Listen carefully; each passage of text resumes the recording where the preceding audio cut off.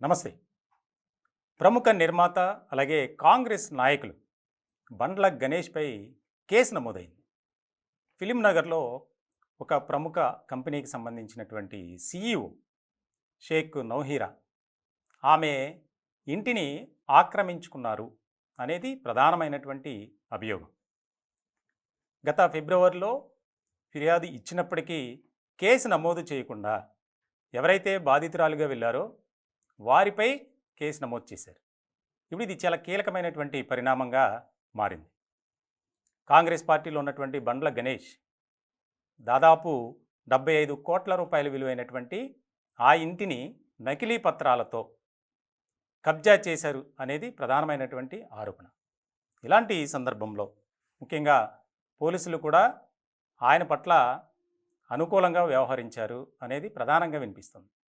బాధితురాలి పట్ల న్యాయం చేయాల్సినటువంటి పోలీసులు ఆమెకు న్యాయం చేయకపోగా ఏదైతే అన్యాయం జరిగిందని వెళ్ళినటువంటి ఆ బాధిత మహిళపై కేసు నమోదు చేశారు. ఇలాంటి సందర్భంలో ఆ మహిళ డీజీపీ దగ్గరికి వెళ్ళారు.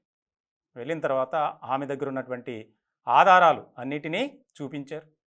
ఇలాంటి సందర్భంలో ఇప్పుడు ప్రస్తుతం బండ్ల గణేష్పై కేసు నమోదైంది. త్వరలోనే అరెస్టు చేయబోతున్నారు అనేది ప్రచారం జరుగుతుంది.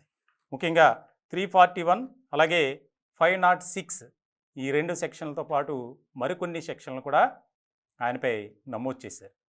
ఇలాంటి సందర్భంలో చాలా ముఖ్యమైనటువంటి పరిణామంగా మారింది.